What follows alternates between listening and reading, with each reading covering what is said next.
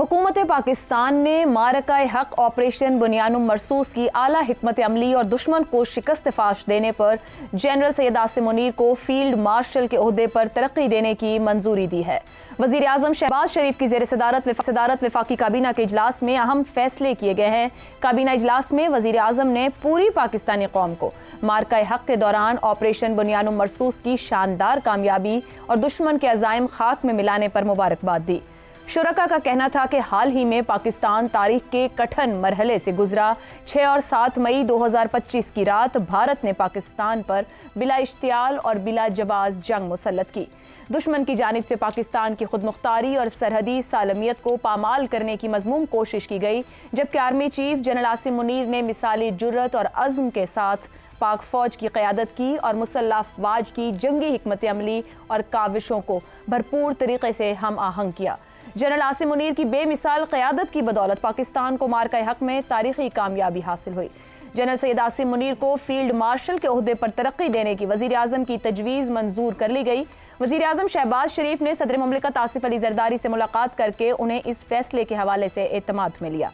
वफाकी काबीना की जानिब से air chief marshal Zaheer Ahmed Babar Sidhu की मुद्दत मुलाजमत पूरी होने पर उनकी खिदमात को जारी रखने का भी मुत्तफ़िक़ा फ़ैसला किया है। वफाकी काबीना ने यह भी फैसला किया कि अफ़वाज पाकिस्तान के अफसरों, जवान, गाजियान, शोहदा और मुख्तलिफ शोबों से ताल्लुक़ रखने वाले पाकिस्तानी शहरियों को ऑपरेशन बुनियानुम मरसूस के दौरान उनकी गिरा कदर खिदमात के एतराफ़ में आला सरकारी अवार्ड से नवाजा जाएगा।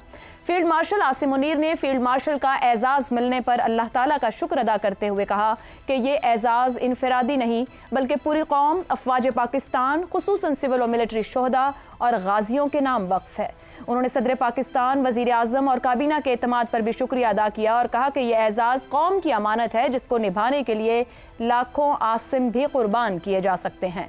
पाकिस्तानी फ़ौज में फील्ड मार्शल सबसे आला फ़ौजी ओहदा होता है जो उमूमन एजाज़ी तौर पर दिया जाता है। ये ओहदा 5 सितारों वाले जनरल के बराबर होता है और आम तौर पर जंगी महारत, गैर मात या कौमी सतह पर बड़ी कामयाबियों के एतराफ़ में दिया जाता है।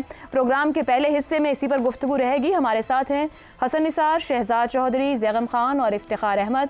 प्रोग्राम का सवाल आप सभी के लिए। आर्मी चीफ आसिम मुनीर 6 मई से 10 मई अस्करी तारीख में नया बाब रकम हुआ। दुनिया भर में सलाहियतों का एहतराफ, फील्ड मार्शल का ओहदा, पाकिस्तान की अस्करी स्ट्रेटेजिक पॉलिसीज़ पर क्या असरात मुरतब होंगे।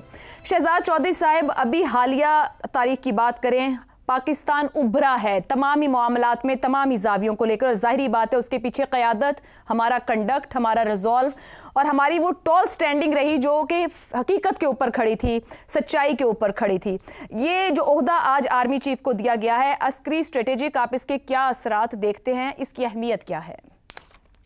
आयशा, ये आपका सवाल तो बहुत गहरा है कि अस्करी स्ट्रेटेजिक पॉलिसियों पर क्या असरात होंगे। इसका मैं कोशिश करूंगा जवाब देने का, लेकिन पहली बात ये रिकग्नाइज करना कि किसी यानी जनरल आसिम मुनीर का फील्ड मार्शल आसिम मुनीर के ओहदे पे तरक्की पाना एक गैर मामूली रिकग्निशन है, गैर मामूली रिकग्निशन है। और ऐसी रिकग्निशंस तारीख के अंदर उन ऐसी जगहों पे जहां पर के कोई गैर मामूली कारनामा किसी फौज ने, किसी मुल्क ने अंजाम दिया हो, तो आमतौर पर इस किस्म का जो है एक पहचान, इस तरह का ऑनर, ये एजाज़ है, ये एक एजाज़ दिया जाता है। पहली बात। दूसरी बात ये कि इस ओहदे के लिए यानी आप आर्म सर्विस के अंदर किसी तरह प्लान नहीं कर सकते, किसी भी ओहदे के लिए प्लान नहीं कर सकते, लेकिन इसके लिए तो बिल्कुल ही नहीं है, ये आपकी री पहुंच में नहीं है। ये हुकूमत वक्त ही देती है जो अगर किसी को रिकग्नाइज करती है।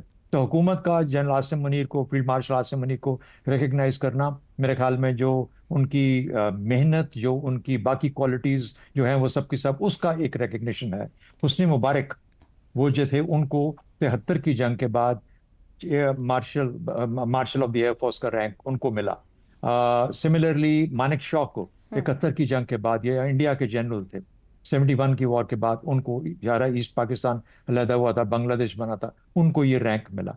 पाकिस्तान ने पिछले 4 दिनों के अंदर जिस किस्म की एक अपनी परफॉर्मेंस की और जिस तरीके से इतने बड़े दुश्मन को जिस तरह से और जिस कामयाबी के साथ उसका ना सिर्फ मुकाबला किया बल्कि उसको ज़ेर किया, मेरे ख्याल में ये भी एक बहुत ही बड़ी कामयाबी है। और पाकिस्तान जो कि घिरा हुआ था मुश्किलात के अंदर, बहुत सारी माशी, अंदरूनी, बैरूनी इस खलफशार के अंदर घिरा हुआ था, उसमें से निकल के एक कौम की शक्ल के अंदर निकल के आसिम मुनीर साहब का साथ चलना हुकूमत के, और फिर उसके बाद उस लेवल पे आना जहाँ पर कि हमारी फौजी अस्करी जो क़यादत थी, हमारी जो लोग थे, हमारे जो जवान और हमारे ऑफिसर्स और ये सब के सब मिलके जो उन्होंने परफॉर्मेंस दी, बहुत कामयाबी। देखिए क्या क्या क्वालिटीज हैं जनरल आसिम मुनीर की, जो मैं अगर 4-5 अगर गिनूं अपने दिमाग में पिछले चंद अरसे के अंदर। पहली बात, फैसला साजी, अज़्म मुसम्मम, घबराए नहीं, दिलेरी के साथ फैसला किया। यानी ये वो चीजें हैं जब आप अपने कमांडर में देखते हैं तो कोई भी हुकूमत जो होती है वो उसका उसका इरादा और उसका फैसला साजी, उसकी अपनी जो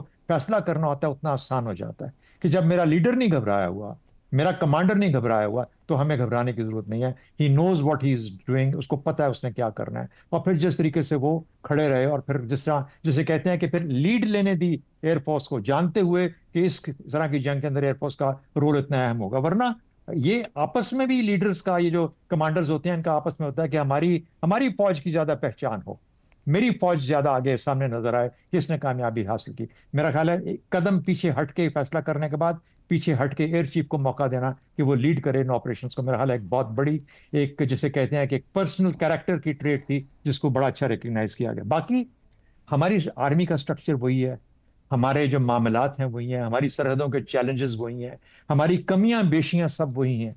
हमारा मुकाबला उसी दुश्मन से है, उसी शातिर दुश्मन से है जिसके बारे में हम अभी भी श्योर नहीं है कि हमारी सरहदों पे क्या रंग दिखाएगा। अल्लाह ना करे ऐसी बात हो, लेकिन अगर कुछ ऐसा मार्का होता है, इन्हीं लोगों को, इन्हीं दिमागों के साथ, इसी तैयारी के साथ एक और जंग भी करनी पड़ेगी।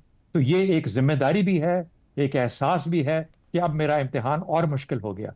यानी चाहे वो air chief marshal Babar Sidhu हो या फील्ड मार्शल आसिम मुनीर हो, आगे आने वाला वक्त और भी मुश्किल हो सकता है। और तैयारी के साथ, और मुसम्मम इरादे के साथ, और अपनी जहां कमियां बेशियां उनको पूरा करते हुए ये काम करना पड़ेगा। स्ट्रेटजी और महारत जो आप कह रहे हो, वो तो हमारी जवान के लेवल से लेके ऊपर तक जाती है ना। उसका ताल्लुक उससे है कि उसके पास आलात हरबी क्या है, उसकी ट्रेनिंग कैसी है, वो अपने दिमाग में कितना तेज है, वो लड़ कितना बहादुरी के साथ सकता है। इस तमाम चीजें मिलके बनाती हैं एक फौज को। तो बेशक एक एजाज है जो कि आज पाकिस्तान की 2 फौज को कम से कम जरूर मिला। फील्ड मार्शल आसिम मुनीर को मुबारक, और similarly air chief marshal Babar Sidhu को भी मुबारक, मेरी तरफ से भी और हम सब की तरफ से। बिल्कुल दुरुस्त होगी। हसन निसार साहब, जिस तरह शहजाद साहब ने कमांडर की फैसला साजी या अज़्म की बात की है, सियासी क़यादत भी फैसला इसी बात पर लेती है कि उसका कमांडर कितनी तैयारी और इरादे के साथ मौजूद है, फिर ही हम खड़े हो सकते हैं अगर हमारा मुखालिफ सामने आके खड़ा हो जाए। दुनिया इन सलाहियतों को तस्लीम कर रही है, लिखा जा रहा है। आपके ख्याल में हुकूमत की तरफ से फील्ड मार्शल का ओहदा दिया जाना भी तस्लीम करना है इस पूरी सूरत हाल के बाद? आप इसकी अहमियत और इसके असरात क्या समझते हैं?